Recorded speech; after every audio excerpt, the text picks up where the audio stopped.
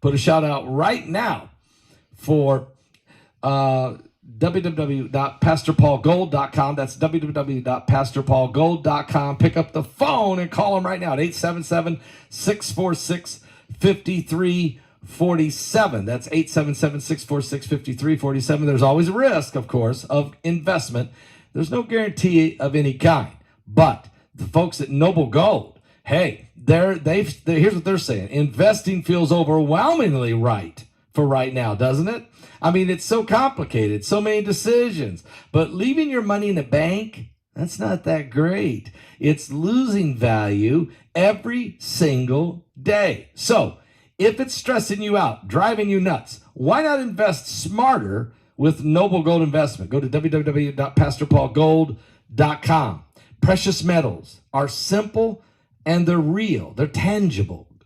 There isn't a company on the stock market that was around 2,000 years ago, but gold was. That's right, gold, a biblical currency. It's always been there through wars, through disasters, through turmoil, through storms, through apocalyptic events. Are you serious? It's reliable, it's dependable, it's authentic. That's why you can't go wrong with gold, precious metals. They've always had your back. Matter of fact, Noble Gold Investment, well, here's what they're doing. They're giving away this 1/4 of an ounce pure gold coin, gold standard coin, 1/4 of an ounce for everyone that qualifies for an IRA or a rollover, a 401k.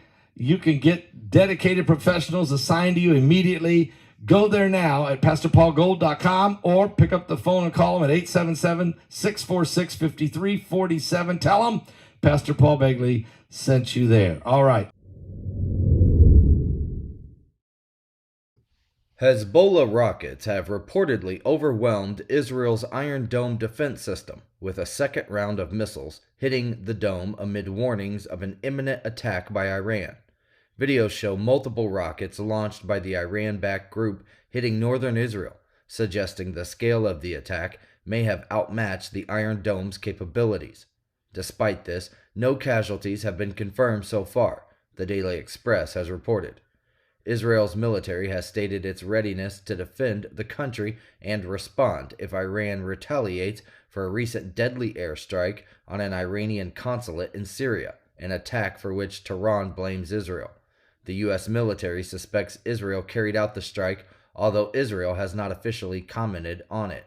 The escalating tensions have raised international concerns that Israel's ongoing conflict with Hamas in Gaza could potentially escalate and involve other nations in the Middle East.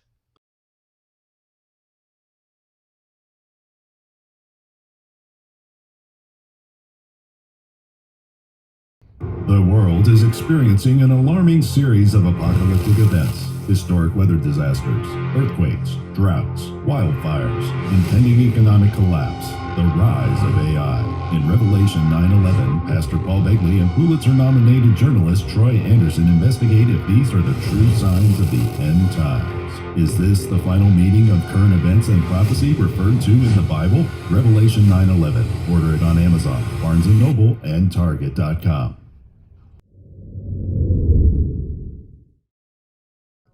Canadian Prime Minister Justin Trudeau testified before a probe on Wednesday regarding allegations of Chinese interference in the country's past two elections. Trudeau denied that China's meddling affected the outcomes and claimed it was, quote, improbable that China favored any specific Canadian party. His testimony came after revelations that the Canadian Security Intelligence Services presented evidence of Chinese interference, but no action was taken. The interference reportedly targeted conservative candidates, potentially influencing the election results. Former conservative leader Aaron O'Toole alleged that Chinese interference cost his party several seats. Trudeau disputed these claims, stating that the elections maintained their integrity despite foreign attempts to influence them, Breitbart News has reported.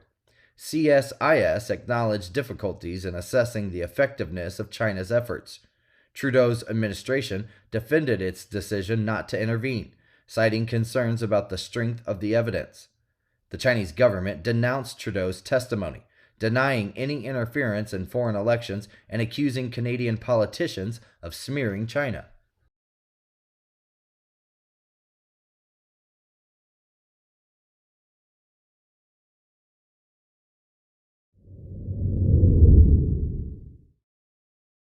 An 85-year-old woman in Idaho defended herself and her disabled son from an intruder, identified as Derek Condon, in a harrowing encounter at her home. Prosecutors ruled the incident as justifiable homicide, recognizing the woman's heroic act as self-preservation.